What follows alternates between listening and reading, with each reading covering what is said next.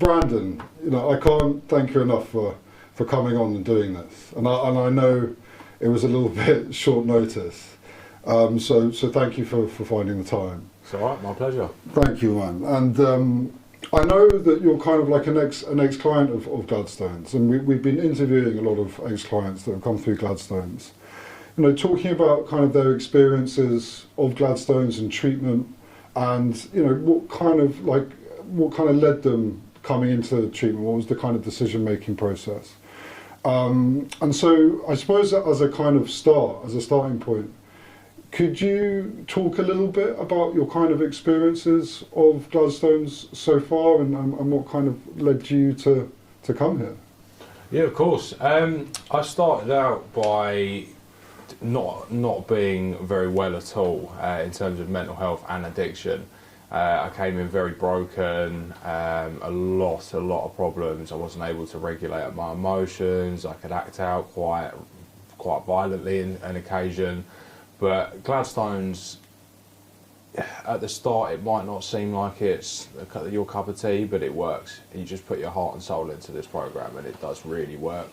The staff here are amazing. They're all on your side, and yeah, the progress I've made through Gladstones is enormous. From where I started and where I am now, it's just leap and bounds. And yeah, so my experience before the Gladstones. Whatever you're comfortable. Yeah, so I started using at the age of 12. My usage started very young. What kind of spiralled that off was the death of my mother. She took her own life. And I never learned how to deal with that emotionally. That was one thing that I never really knew how to process. And the emotional side of that, I just couldn't regulate how I felt around it. So the first thing I turned to, well, I always gloritised drugs. I always looked up to my my half brother, who was very kind of intertwined with gangs and taking drugs all the time. And I looked up to him quite a lot. And so I never really had that brotherly connection with my brother. So I looked up to him an awful lot. Which kind of made me go, oh, do you know what? Maybe smoking and taking drugs would be cool. So before I really even knew what they were, I knew that I was inevitably going to end up down this sort of path.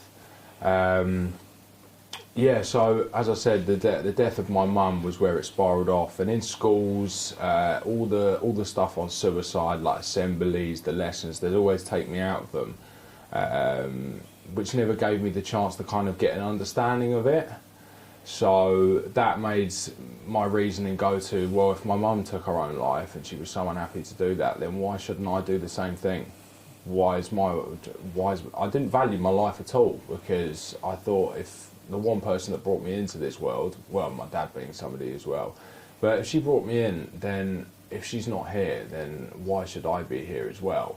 And that kind of sent me into a downward spiral. It started with smoking weed, and then by 13 it was like ecstasy, 14 it started with cocaine, and then by the age of 15 it was heroin. And this just went on and on and on, and it wasn't until I was about 16 and I was at a house party, and I kind of sat there and looked around the room, and everybody else was laughing, having a good time, and I looked around the room and I wasn't talking to anybody, and I was just sat there, and I was like, I'm not having fun anymore. I'm doing this for a reason. And that reason was to escape, and it wasn't to have fun. And that's when it started to dawn on me that this was a problem. It wasn't just moderation, it wasn't fun anymore, it was a serious problem. And this went on. I got a job at 16, kind of went through that process, and I was young, so I was able to keep up with my job even though I was taking copious amounts of cocaine, ecstasy, staying up all night, not getting any sleep and going into work. And this continued. I managed to hold down the job for about 7 years. I went through companies like no tomorrow. Like I never held down a company more than about a year and a half. Yeah, so just continued on this kind of spree, and work was like an escapism for me as well. That 8 hours I was at work, I didn't have any problems. Also because I was taking drugs all the time. But work, I was so focused on what I had to do at work that it gave me that almost peace in my head. Like it was a stressful work environment, but in terms of the outside world, it wasn't really there while I was working. And this went on and on and on until I was about the summer holidays of 2022 or 2023. And I was just at work one day, and I'd been through probation and CGL, which is Change, Grow, Live. It's like a drug agency that helps you get sober. Well, just kind of does therapy work with you and stuff like that. And that's when I just remember being on the phone to her one day, and I said, enough is enough. I was like, I'm going to die, or it's jail. It's as simple as that. That is the inevitable. If I don't change, that my parents are going to bury me before I bury them. Do you know what I mean? And yeah, so I went on an NHS waiting list for maybe 9 months, got no luck, and that's when my parents decided to say, would you like to find somewhere that is private? And I looked around, and 12-step wasn't really my thing. So I found Gladstones, and it looked like the sort of stuff that I wanted to do. I had a lot of trauma, a lot of kind of emotional stuff I needed to work on. So it looked like the sort of program that would work. And then a month later, I was put into admission here in Gladstones. Yeah, and that's where the process started. And the start, it's the first couple of weeks is always a bit rocky, but everything gets easier with time. Your understanding of your addiction, the understanding of what it's done to you, what it's done to your family. I like to say we're not bad people, we've done bad things. And Gladstones it really opens your eyes, because you think drugs are the problem, but it's everything that's underneath that makes you take the drugs. It's different for everybody, but yeah, Gladstones is so helpful because the type of therapy they do is it's tough, but it allows you to uncover things that you never thought needed to be uncovered, and it gives you a completely different understanding on addiction. And personally, if I could take it back, I'd be an addict, because I've learned more about myself than I think I ever would being an addict. And yeah, trust the process. It's, as I say, it gets easier with time. And to start off with doing detox, obviously coming off detox medication, it's difficult. But yeah, the community here as well, it's not lonely. You might be in a clinic with what you would refer to as strangers, but within a couple of days, it's family. Do you know what I mean? I've been here 2 months now, and I've seen a lot of people go and come, and it doesn't matter how many people go and come. It's a family at all times. And people that are sceptical about recovery and might not think it's the path to take and there is no recovery, like that is my life, I'm an addict. It's not true. You've just got to dig deep and find that courage to come. And I was scared about learning about myself. Do you know what I mean? I was always scared of myself. And in here, the first 2 weeks, I was petrified of myself. But as I started to get an understanding of why I was the way I was, and everything underneath that, I really started to. I had pieces of a puzzle, but no reference and a picture to go off. So I had no clue how to put that puzzle back together. But Gladstones gives you that picture, so you can start putting that puzzle back together. And it's a slow process, but you eventually get more and more of that picture. And the quality of life that I have achieved just by within the first week of being out of Gladstones, it's just a sense of tranquility and a sense of clarity. It's so nice to be out of the bubble, but know that there is a support network still here. The recovery doesn't end when you leave here. Gladstones always makes that aware. They're always by your side. You can ring any time, you can come back for aftercare. There is a support network. And the staff here are just amazing at their jobs, because that some of the therapy is tough, but they do it for a reason. They do it out of a place of care. Do you know what I mean? And it's just a beautiful program with the mix of kind of holistics and the letters and 0 to 15s. You just get such a sense like there's people in here for drug addiction, there's people in here for mental health. Do you know what I mean? And it's not good, but you make a judgment of those people, because they're like, you're in a drug rehabilitation facility. Like, you're gonna hear some war stories, but the amount after hearing them talk that you can relate to, even though they've never touched a substance in their life, is unbelievable. And being able to get an understanding of their story on a level that you can understand but through different circumstances, it allows people to come together that you wouldn't think would come together.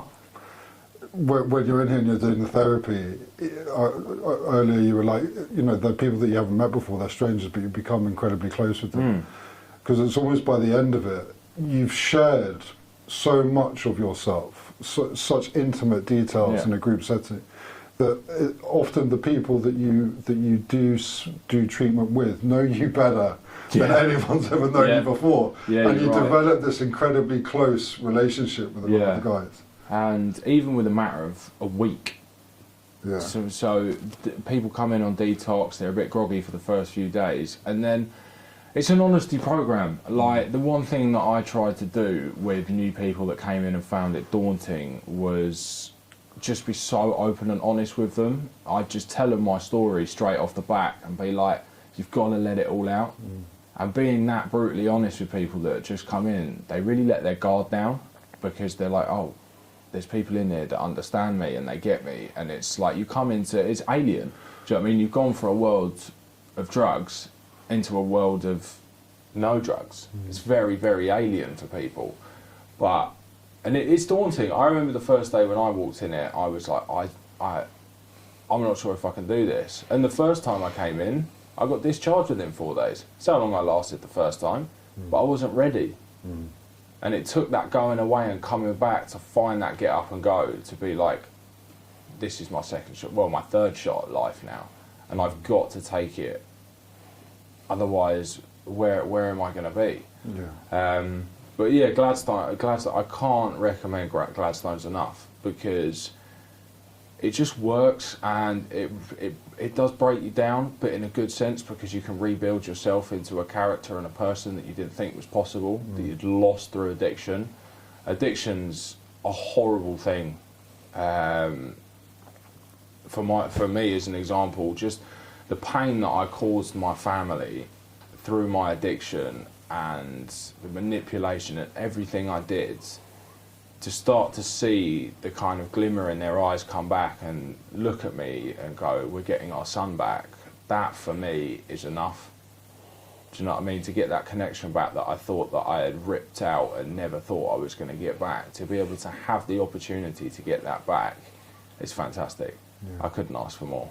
It's wonderful to hear that you came back, because I've interviewed a couple of the support workers over the last few days, and it's not often you kind of get the chance to come into treatment. You know, it's particularly private treatment. You know, and it's like, if you do get the chance to really grab it with both hands. And I think you know, just having, in your case it was a couple of months, but even having like a 28-day period, that can be the first 28 days that you've been sober, consecutive days.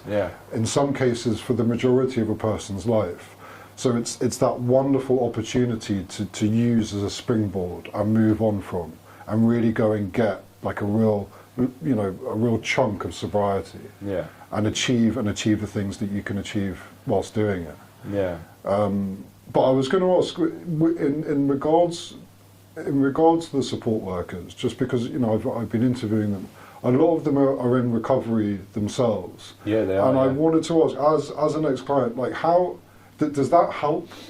100%. I think experiencing it firsthand gives you such a good understanding of how addiction works, because if you've been through it firsthand, you understand the complications with it, you understand the pain that it puts families through, you understand it on the same level as the clients. And obviously you need the professionals, because they know what they're doing in their job, and the recovery workers, all the staff do. But when you've got somebody who has been there at their lowest point and they're able to talk from a place of compassion, it really helps you feel at home. Because I think if it was all professionals and none of them had kind of real life experience, you'd feel like, oh, I'd feel a bit overwhelmed by it, if I'm honest. But I think it's so beneficial to have people that have experienced it working places like this. I hope one day that I can come back and work in a place like this. Because the rewards of working in a place like this, you can change people's lives forever and give them their lives back. Like, if you could, do you know what I mean? Doing that is the best gift you can give to somebody. Somebody's giving it to me, why not pass that gift on to somebody else? But yeah, to answer your question, I wouldn't change the fact they've been through addiction, because it makes you feel so comfortable, especially if you need to talk to somebody. And mental health as well, they understand mental health. Mental health is a big part of addiction. For me, mental health is what I used on, because I couldn't deal with what I had going on in my head, so I used. So I find it beneficial to have the workers with the addiction side of it. Yeah, and it's almost kind of living proof that it can work, and that there's a way out. And I think everybody's kind of got their own path and their own journey, so you can kind of get a broad spectrum of outlets and kind of tools that have worked for different people. Yeah. So in that sense, I think it's really valuable. Yeah. But listening to you, Bun, like you're an excellent communicator. Like you articulate yourself very well, man. You'd be very good in this.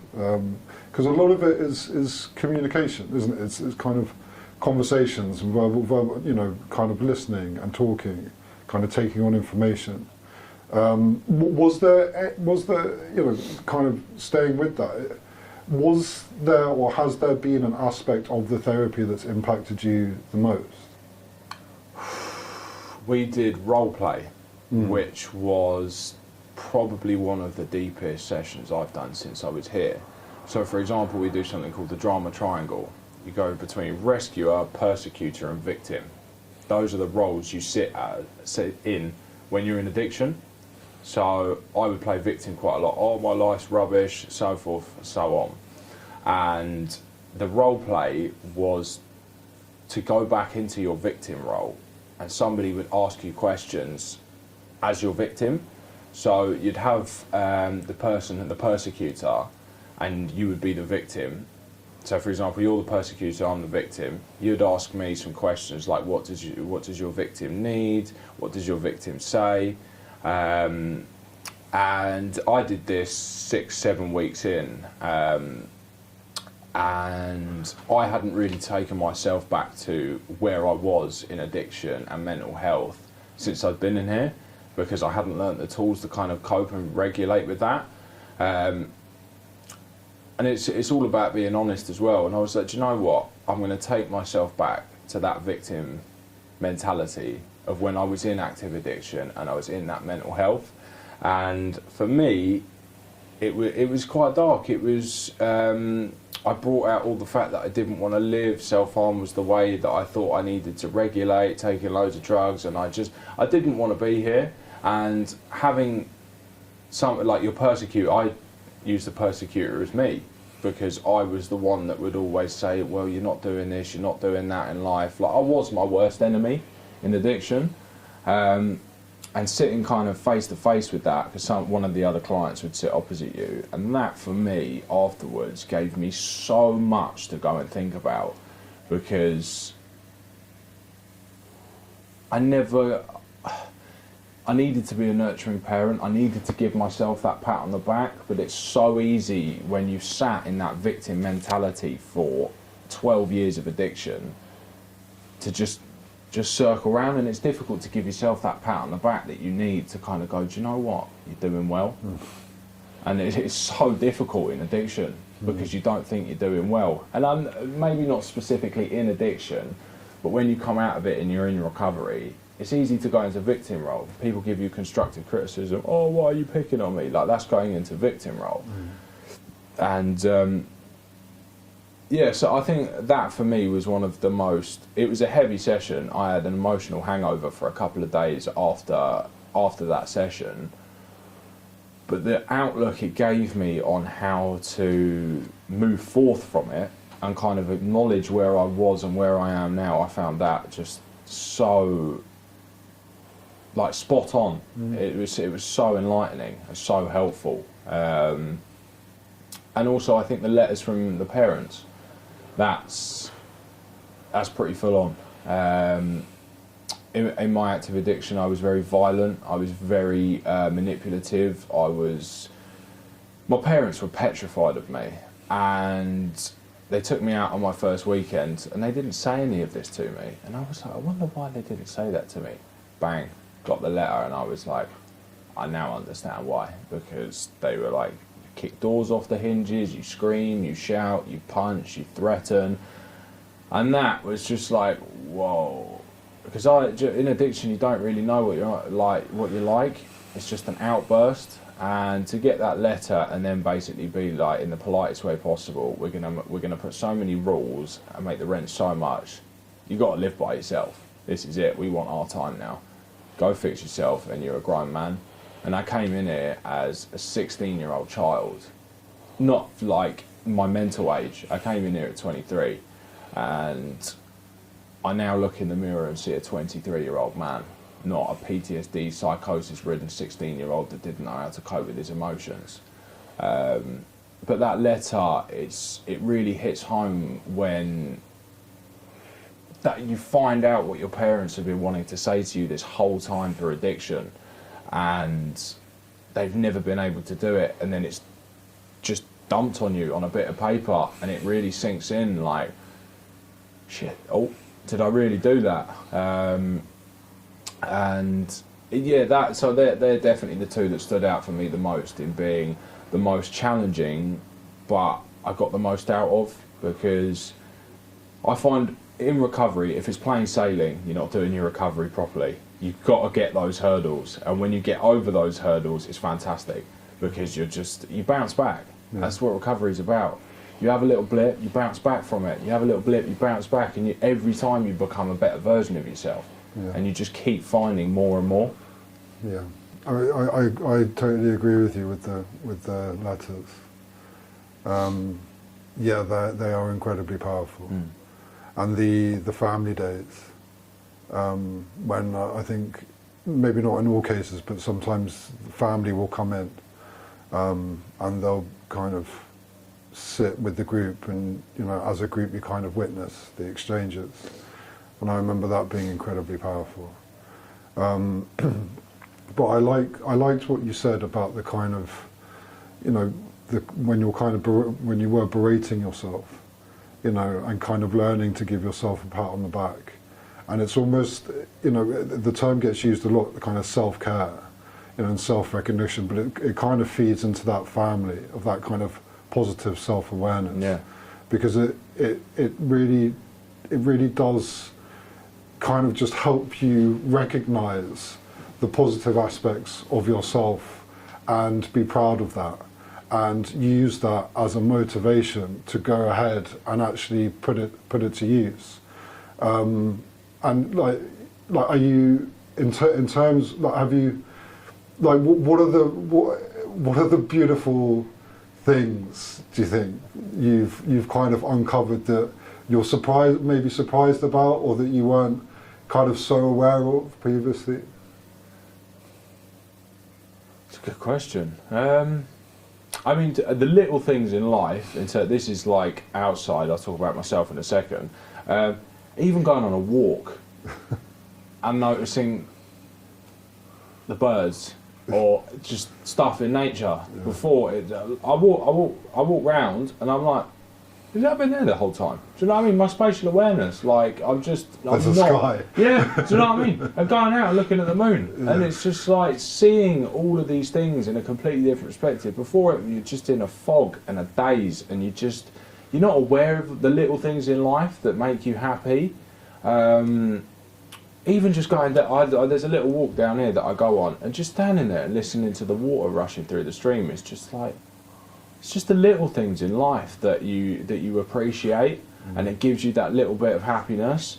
And well, I say a little bit, it fills me with happiness. It's really, really nice to just get pleasure from things that aren't temporary. And it doesn't cost anything. It doesn't cost anything. Exactly that. Yeah, for myself, I found So, for example, I came in and everybody was convinced I had ADHD. I'd sit like this, I'd jiggle about, I'd have to get up in the meetings, I'd sit there and play with the like fiddly thing, and I was a child when I came in. I told myself, in school I was never well behaved, and I told myself I can't sit still, I can't do written work, I can't do all of these things. Sitting in session for 3 weeks, by the 4th week, as I'm doing now, I was able to sit still, I got rid of the thing I fiddled with, I was able to do all my written work. It was all a mental block. All of these things I told myself that I wasn't able to do, it's because it was up here. As soon as I sat with them and worked through them, I went, oh, maybe I can do these things. And I think that's what put a stopper on me progressing in life, because I thought I was unable to do all of these things, so I gave up. And now the world's my oyster. I can try whatever. I haven't got that block of, I can't do this, I can't do that. Now it's like I want to try everything. Do you know what I mean? Why not? Yeah. I've got so many options to move on from here.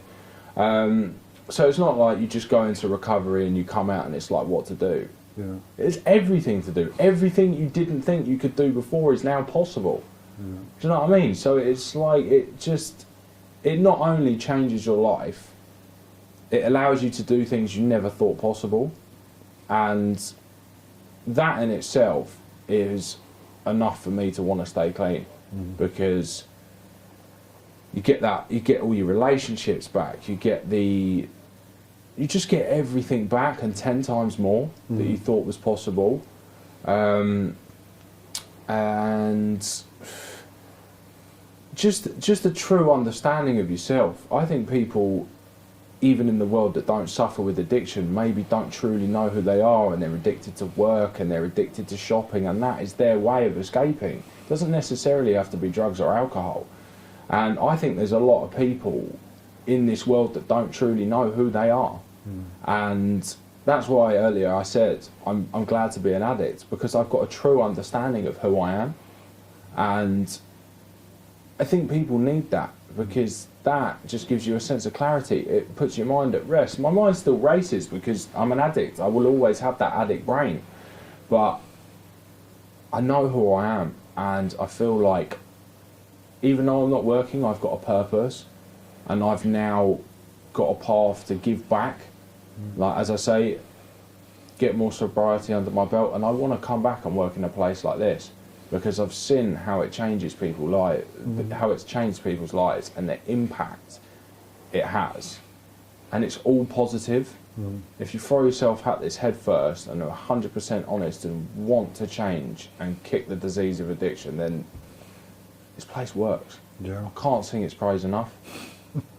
I love how you're describing these things, you know, just kind of seeing the world and seeing yourself in a totally different kind of perspective, in a totally different light, and almost through your experiences and even having gone through Gladstones, to be in a position where maybe for the first time you can actually put yourself first. Yeah, 100%. And it's kind of like, I think that's almost the beauty. I'm reluctant to kind of say of sobriety, because I think, like you were alluding to, I think you can expand it to kind of all walks of life, and to anybody.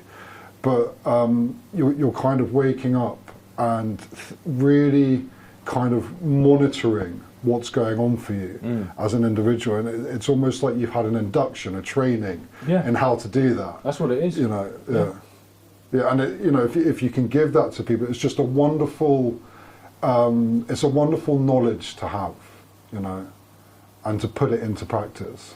And often, you know, when you're in treatment, you leave treatment, a lot of the time people enter into communities, and so you kind of almost gravitate towards people that are going through similar things, so you can practice with them and kind of share experiences with them as well. Yeah, I think the recovery community is a big part of a move on step, because the worst thing you can do in recovery is isolation. Isolation is, you've got to have a community. When you go back to isolation and you feel like you haven't got anybody that understands you, you need to surround yourself with those people that understand, because they're very good at understanding that you might not need them to talk back. They just need to be an ear, to listen to you, to vent, to get stuff off your chest. Addicts are really, really good at understanding what you need because we're all addicts. So they get a really good understanding. And I do meetings. That's one way I moved on from Gladstones, was just keep myself going to meetings, doing service, stuff like that. And yeah, it's so important to keep that community around you. And the harsh reality of it is you might have to push people away that are in active addiction. But recovery is selfish. You've got to do what is best for yourself. And you might lose people along your journey, but it's your journey, not their journey. Let them get on with yours and focus on your journey. And just recovery community is so powerful because they're all nuts, but in a good way. And when I went out there, you meet people in Gladstones, but don't think it's just in these recovery centres where you find people like us. They're everywhere. So no matter where you go, you're going to have a community, which is the amazing thing. It doesn't matter where you go in the country, even other countries. There's meetings everywhere. There's always people that can relate to each other and like us, addicts. And it's so crucial to have that community around you. I think that's another big part of why recovery works outside of rehab, is if you keep all of those connections together, because it's a family. It's like all the addicts in the world, they're just one big family. Yeah, it's just great to have that connection. I think there's kind of like a flag in there as well, in the sense that if you are kind of, shutting yourself away and isolating, which as I think most people know, it can be very dangerous. Because you're just in your own thoughts, you can get very bored. It doesn't take much for the idea to enter your head and for that to fester, and it doesn't take much from that point to then go and act on it. And if you're not kind of being honest about what's going on for you and being able to talk to someone about it, then it kind of, it stays there and it builds and builds and builds. And so I think what I found, the communities were very helpful in the sense that if I wasn't turning up, you're kind of missed in a sense. There's like an accountability, and there's a sweetness because there's a check-in. Like, where is he? He hasn't been around for it. Is he alright? Maybe someone should check in on him. And there's a really sweet, tender aspect to it. They care. They really do care. They're aware. They're aware. The they signs. care. It's the humility of it as well. The humility, the awareness, and just being so down to earth and honest about their addiction. There's no sugarcoating nothing. It's there on a plate. It's as clear as day, and it's genuine. It's not like, I wonder where he is because he's going to put a donation in the pot. It's a genuine want to know how that person's doing, because as a recovered addict, you want to see people do what you've done because you've seen how much you can get out of life. And as a human, why would you not want that for somebody else? Do you know what I mean? To give them that quality of life they didn't think possible. That's such an amazing thing to give back to somebody. Also, I just wanted to ask, because I know kind of transitioning out of Gladstones, it's a big conversation. It can be a big conversation. Where do I go? What am I going back to? Am I going back to the same relationships that I've just left? Am I going back to the same kind of area that has all the temptation and all the triggers that I've just left? Am I going? So there's so many things to ask and answer, and there's a lot of things to consider. And sometimes the suggestion is kind of moving to a different place. I think they can call it like doing a geographical. Where you just kind of go, right, fine, I'm just going to go over here for a little while, and give myself the best chance. And there are places called supported houses. Dry houses. Dry houses, supported housing, dry houses. And in my opinion, these are fantastic facilities. They're fantastic places for exactly these reasons. I know that you transitioned into one and you made the decision to go into one. Yeah. And I just wanted to ask, because I don't think a lot of people know that they're out there or what they are. And I just wanted to ask you a little bit about your experience of it and how you made that decision.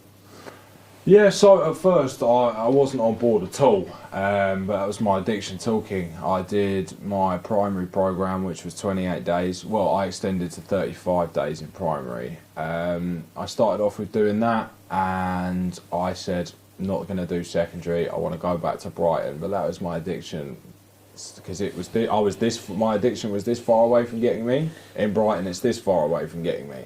So it was like, go back.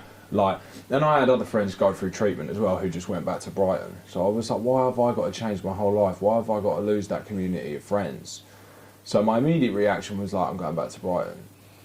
Did my secondary program at Gladstones. 2 weeks in, I was like, I'm not going back. I had a revelation and said, I'm a grown man now. I've been very sheltered. I've lived with my parents this whole time. I haven't really lived. Do you know what I mean? I've lived such a sheltered life. Go out there and see what's about.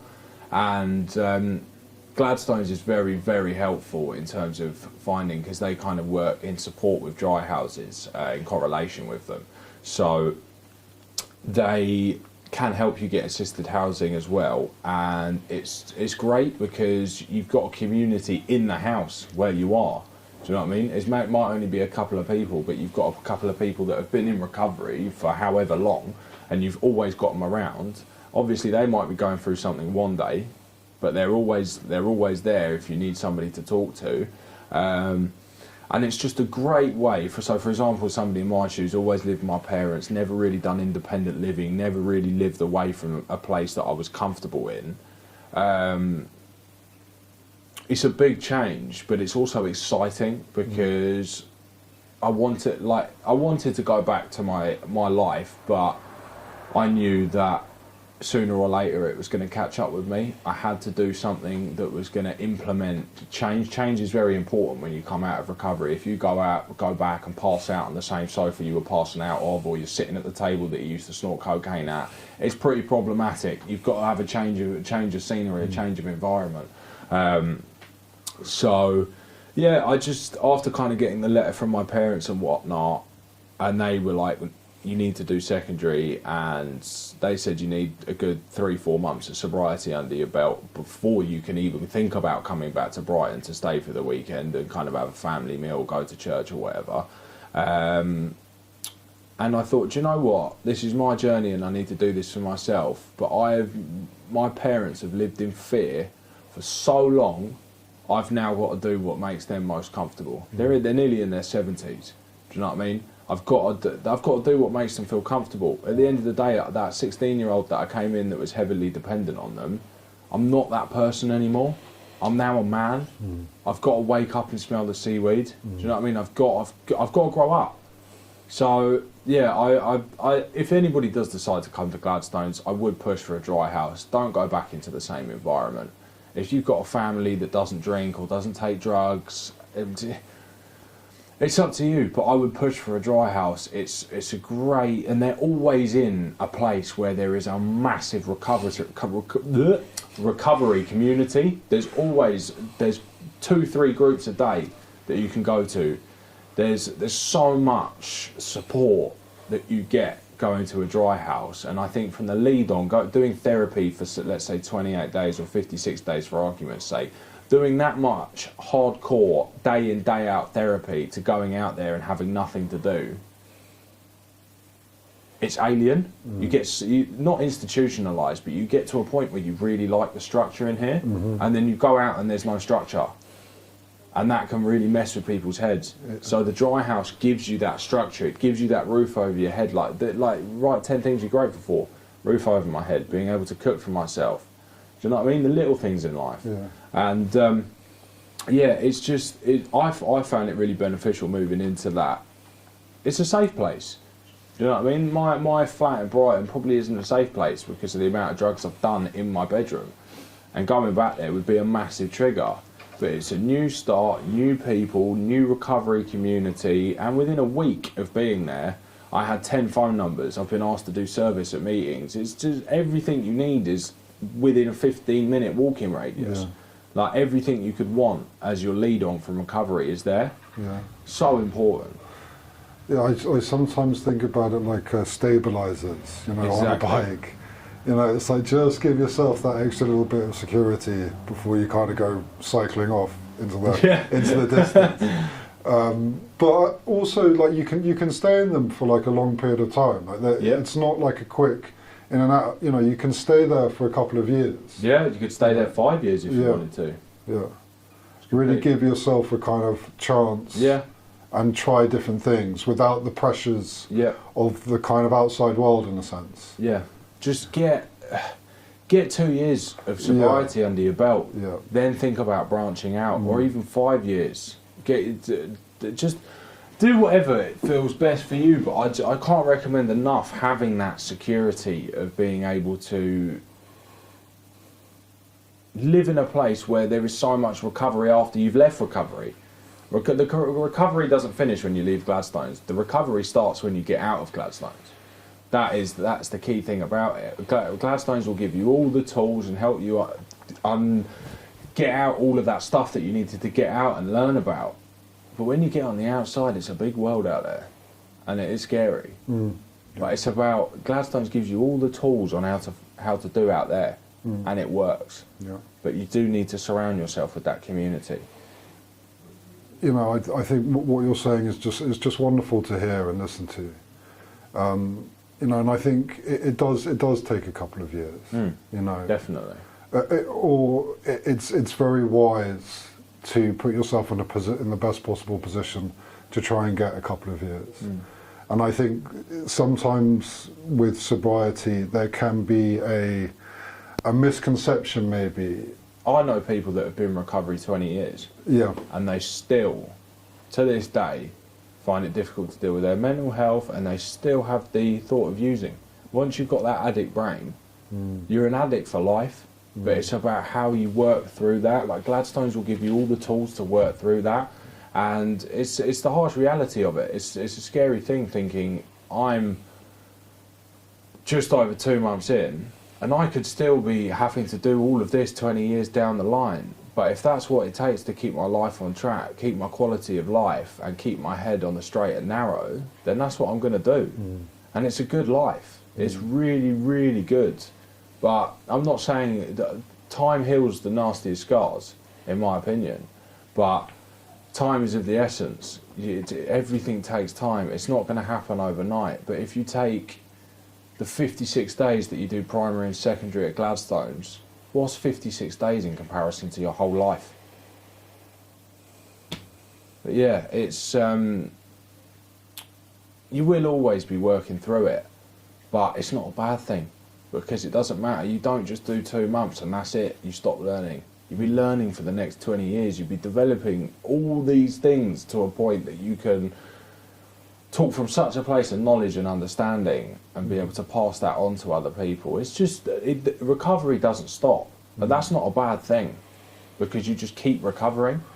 It's almost like not to look at it like a chore or some kind of like hassle that you need to. It's more like this is just something that I really enjoy doing, and it improves my life. It improves how I see myself. It improves, you know, the quality of my life in almost every aspect. And it's just something that I want to do, as opposed to something that I feel like I have to do, and it's burdening and it becomes a hassle. Yeah, it becomes habit. Once you've done it for long enough, as I say, I'm still quite early on, but it becomes some sort of a habit. Do you know what I mean? It's like, for example, if I like a cake and I like a cherry on top of that cake, and you keep going through recovery, and you're like, oh, I've got another cherry, oh, I've got another cherry, and you keep getting loads and loads and loads, and it keeps getting better and better and better. That's the way I describe it. The more practiced a person is, then you can start kind of finding out maybe a balance with other things. Yeah. You know, you kind of have a bit of this and you have a bit of that, almost like kind of like a stew or a soup. You know, you start putting in different ingredients. Yeah. You know, and you start improving it as you kind of go on, as you feel more comfortable. What does the stew need? Time. Yeah, time, yeah, yeah. And it, in some sense, kind of experimenting. You know, isn't it? It's like trying different things and seeing what works and being brave in that regard. Because it can take a lot of courage to try things. You know, but it's wonderful to be in a position to be able to do that. You know, I remember when I was in supported housing in Weston. Yeah. And you know, just how you're describing it, I was doing my meetings, I was part of the community, and then it's kind of going into college, and you start going to classes, and it was the first time I'd been in a class. You know, it just wasn't anything I ever thought I would ever be in again. Like being in a class, it was just so ridiculous. I felt, I don't know, it was just weird. But yeah, you get your little pass and you go into the college, you do all the forms. But then at the end of it, you get your certificate. And I remember it's just, those little victories are just so powerful, you know. And I know for a fact they never would have happened without me being in that place. Just having the motivation to do it. That get up and go. Just to get up and go. Just having the kind of clarity of thought to even pick something. You know, so okay, well, I might go and try that, just to have that and then have the motivation to go and do it. You know, I remember just years in kind of dark rooms, you know, just nothing gets achieved, nothing gets accomplished, just treading water. And you were mentioning earlier about the kind of underlying conditions, but you know, the thing is, you know, when you're drinking a lot and using a lot, if you're kind of susceptible to kind of certain levels of depression and anxiety, it just exasperates those feelings so much that I remember just long periods of time just being totally incapacitated, you know. And it's such a gift, you know, when you manage to get a bit of sobriety, the depressive episodes and the daily kind of felt intensive, kind of paralyzing levels of anxiety. Yeah. It's not that they go away completely, but it kind of thins out, you know, and the episodes become less frequent, and they don't last as long. Yeah, for example, when I first came in, I was on 8 different types of medication. I was on antipsychotic medication, I was on Valium, I was on a heroin substitute, I was on Zopiclone, I was on promethazine, I was on everything under the sun. I just take an antidepressant now. That's it. My psychosis went. I can't say I'm a particularly anxious person, but the diazepam was to do with psychosis, and it does not completely go away. For example, before I came in here, I'd spend 4 days lying in bed. I wouldn't move. I was happier when I was asleep because I was dreaming and I wasn't on this earth. And that's the sad reality of depression. It sucks. It's not nice. It's not pleasant. It's a horrible thing to go through. But again, this place, it helps with that as well. So it's not only the recovery from the addict point of view, it's the mental health side of things as well. Yeah. It gives you the tools to, because it's all emotional. Mental health is emotional. So when you start to understand those emotions, then you can kind of get an understanding of why your brain's working that way, and maybe why you're depressed, and explore what's behind that.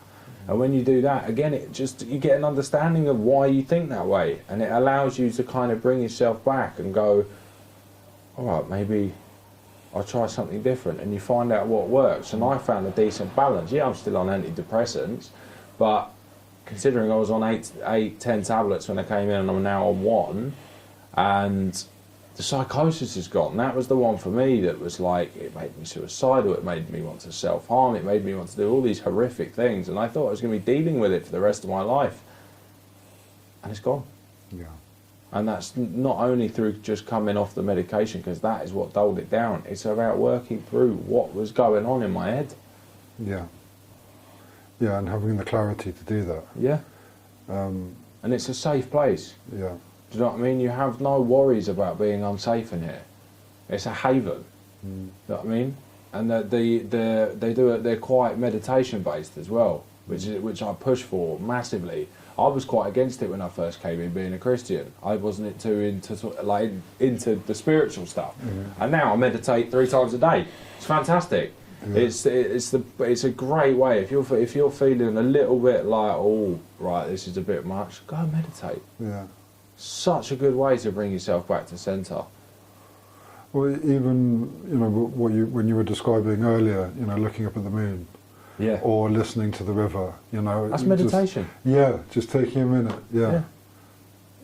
I so sometimes there could be a misconception with meditation, like it's got to be, this, but it's like sat on a yoga mat, like a kind of position. Yeah, it's like you can be on a park bench just looking at the trees. Yeah. And you just take a minute for yourself, appreciate something. Yeah.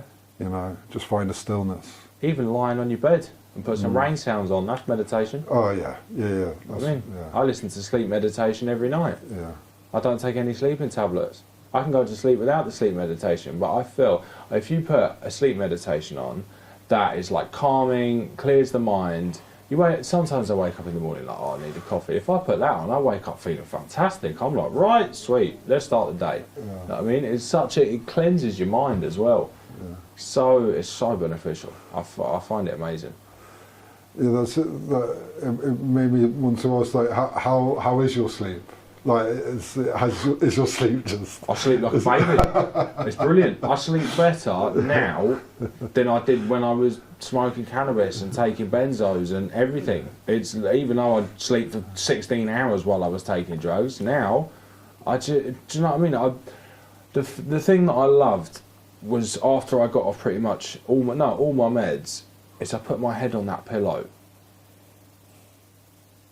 And that's all I could hear. Nothing. It was quiet, and that's the first time in as long as I can remember I put my head on that pillow and it wasn't going a million miles an hour. And just being able to put your head on that pillow, fall asleep, wake up in the morning and go, right, what am I doing this morning? Wake up, meditation, go downstairs, coffee and a cigarette if you smoke. I'm not encouraging smoking, but yeah, just being able to get up at 6:30, that's my body clock now, get up at 6:30 and just have a routine and be able to function like not get out of bed at 2:30 in the afternoon and just feel tired. Yeah, just feel, doesn't matter how much sleep you get as an addict, you take drugs, you're going to feel ruined. Yeah, just exhausted all the time. So it's nice, and by 9:30 you're in bed. You know what I mean? Yeah, it's that good sleep. You actually rest. You wake up before energized. It's a different life, man. Yeah, just it is. But no, that was good, man. Thank you for that. But no, I'm just noticing the time because I'm sensitive about keeping you for too long. Please do. But one of the questions that that I like to ask towards the end of the podcast is like if there's any family members listening, or if there's loved ones listening, or if indeed there's a person who's going through right now today kind of active addiction, they're in that dark place and they don't know what to do and they don't know who to contact. What advice would you offer them if they're listening? Definitely to friends. Don't isolate. Talk about your feelings. Talk about your problems. As difficult as that may sound, you're using on what you're not saying. Talking is the most important thing you can do. Even if you talk to yourself, just get it out. Don't bottle it up. Don't keep it inside, because that is what you use on. Such an important part of therapy is being able to talk and release all of that. And yeah, I'd say I love you to all the people that I've still got an active addiction. It's a horrible disease. It's not nice. I wish them all the best, and if you in whatever way possible, even if it's a 12-step, it's free, and some people find it works. Do whatever you can to recover. because it might seem tedious at first, but this is your life we're talking about. And yeah, all I can say is dive into it head first, because recovery changes your life for the better. It might seem daunting, but it's a life-changing experience in a good way. Friends and family, what should I say about that? Yeah, to family specifically, I'd say sorry for everything that I've done and the impact I've had on family. I've ruined the kind of dynamics, but I'd say if you've got somebody who is in your family in active addiction, don't give up on them. It's not them. That's not the person they are. It's addiction that's got hold of them, and it's making them do things that they wouldn't usually do. Don't think that is the person in your family. That does not define them. What defines them is underneath that, and they've done bad things, but they're not a bad person. If you can give them the opportunity to get into recovery, even if it's NHS funded, privately, then that is the best gift you can give somebody, because my parents were kind enough to do it for me, and I will never ever be able to repay them. And it's not just about the money, it's about they've given me life again. They've given me life twice now, through birth and through recovery, and I will never be able to repay them for that. But the best I can do is actions speak louder than words, and it's what I do now to show them that I'm going to make this change. So yeah, anybody that's got an addict in the family, don't be too hard on them. They're going through, and there's probably a lot of built up stuff that they're not saying. So try and be as understanding as possible, and to come from a place of wanting to help rather than just kind of being like, oh, they're doing this and I don't know what to do. Recovery's the answer. Yeah, so.